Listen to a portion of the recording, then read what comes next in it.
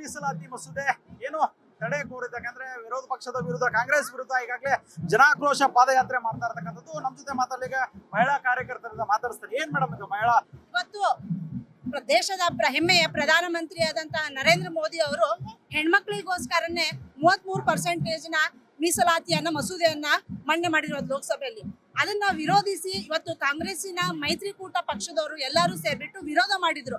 ಯಾಕಪ್ಪ ಅಂತಂದ್ರೆ ಮೋದಿಯವರು ಏನ್ ಮಾಡ್ತಿದ್ದಾರೆ ಅಂದ್ರೆ ಇವತ್ತು ನೋಡ್ಬೋದು, ಜಗತ್ತಿನಲ್ಲಿ ವಿಶ್ವವೇ ದೊಡ್ಡಣ್ಣ ಅನ್ಸ್ಕೊಂಡಿರ್ಬೋದು, ಮತ್ತೊಂದು ರಾಷ್ಟ್ರ ಅಭಿವೃದ್ಧಿ ಆಗ್ತದೆ ಅಂತ ರಾಷ್ಟ್ರ ಆಗಿರ್ಬೋದು, ಎಲ್ಲಾ ಕೂಡ ಇವತ್ತು ಯುದ್ಧದಲ್ಲಿ ನಡೀತಿದೆ. ಇವತ್ತು ಭಾರತದಲ್ಲಿ ದೇಶದಲ್ಲೇ ತುಂಬಾ ಸೇಫ್ಟಿ ಜಾಗ ಯಾವ್ದಂದ್ರೆ ಭಾರತ ಇವತ್ತು ನರೇಂದ್ರ ಮೋದಿ ಅವರ ನೇತೃತ್ವದಲ್ಲಿ ಮುಂದುವರಿತಾ ಇರುವಂತ ಅಭಿವೃದ್ಧಿಯಾದ ದೇಶ. ಇವತ್ತು ನರೇಂದ್ರ ಮೋದಿ ಅವರು ಯಾವುದೇ ಒಂದು ಅಭಿವೃದ್ಧಿ ಕಾರ್ಯ ಆಗಿರ್ಬೋದು ಅದನ್ನ ಸಹಿಸಲಾರದಂತಹ ಕಾಂಗ್ರೆಸ್ನವರು ಮೊನ್ನೆ ಈಗೊಂದು ತಿಂಗಳ ಹಿಂದೆ ಮಾಡಿದಂತಹ ಮೀಸಲಾತಿ ಮಸೂದೆಯನ್ನ ವಿರೋಧನೆ ಮಾಡಿದ್ರು ಕಾಂಗ್ರೆಸ್ನವರು. ಯಾಕೆ ಅಂತಂದ್ರೆ ಹೆಣ್ಣು ಮಕ್ಕಳಿಗೆ ಇವತ್ತು ಗ್ರಾಮ ಪಂಚಾಯತಿಯಿಂದ ಹಿಡ್ಕೊಂಡು ಜಿಲ್ಲಾ ಪಂಚಾಯತ್, ತಾಲೂಕಾ ಪಂಚಾಯತಿ, ಜಿಲ್ಲಾ ಪಂಚಾಯತಿಗಳಲ್ಲಿ 50% ಹೆಣ್ಮಕ್ಳಿಗೋಸ್ಕರ ರಿಸರ್ವೇಶನ್ ಮಾಡಿದ್ದಾರೆ. ಇದು ಮುಂದಿನ ದಿನಗಳಲ್ಲಿ ಲೋಕಸಭಾ ಮತ್ತು ವಿಧಾನಸಭೆಗಳಲ್ಲಿ ಈ ಮೀಸಲಾತಿ ಬಂದ್ಬಿಟ್ಟಂದ್ರೆ ಇವರು ದೇಶವನ್ನ ಆಡಳಿತವನ್ನ ಯಂತ್ರವನ್ನ ಅವ್ರಿಗೆ ಏನ್ ಮಾಡಿದ್ರು. ಇನ್ನು ಬಿಜೆಪಿ ಸರ್ಕಾರದಲ್ಲಿ ಹೆಣ್ಮಕ್ಳು ಇವತ್ತು ಓಟ್ ಯಾರಿಂದಪ್ಪ ಅಂತಂದ್ರೆ ಮಹಿಳೆಯರದೇ ಹೆಚ್ಚಿನ ಓಟ್ ಇರೋದು. ಮೀಸಲಾತಿ ಒಂದು ಮಸೂದೆಯನ್ನ ನಾವು ರದ್ದು ಮಾಡ್ಬಿಟ್ರೆ ಇನ್ನ ಬಿಜೆಪಿ ಸರ್ಕಾರಕ್ಕೆ ಒಂದು ಬಲಗೈ ಮುರಿದಂಗ ಆಗತ್ತೆ ಅಂತ ಎಲ್ಲರೂ ಸೇರ್ಕೊಂಡ್ಬಿಟ್ಟು ಕಾಂಗ್ರೆಸ್ ಆಗಿರ್ಬೋದು, ಅವ್ರ ಮೈತ್ರಿಕೂಟ ಆಗಿರ್ಬೋದು, ಇದನ್ನ ಇವತ್ತು ವೋಟಿಂಗ್ ಒಳಗೆ ಅದನ್ನ ವಿರೋಧ ಮಾಡಿದ್ರು.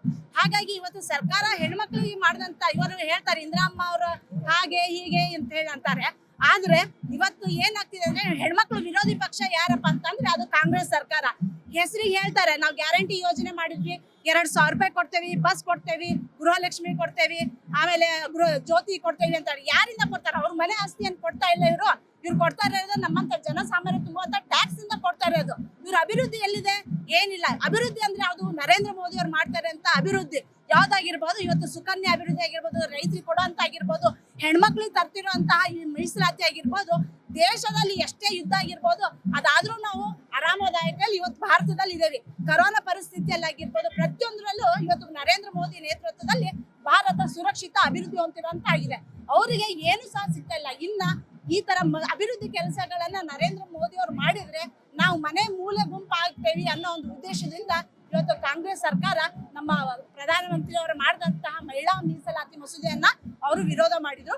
ಹಾಗಾಗಿ ಇವತ್ತು ನಮ್ಮ ದೇಶಾದ್ಯಂತ ನಮ್ಮ ಬಿಜೆಪಿ ಪಕ್ಷದಿಂದ ನಾವೆಲ್ಲಾ ಜನಸಾಮಾನ್ಯರು ಎಲ್ಲ ಮಹಿಳೆಯರೆಲ್ಲ ಸೇರ್ಕೊಂಡ್ಬಿಟ್ಟು ಜನಾಕ್ರೋಶ ಒಂದು ಪ್ರತಿಭಟನೆಯನ್ನ ನಾವು ಮಾಡ್ತಾ ಇದ್ದೇವೆ.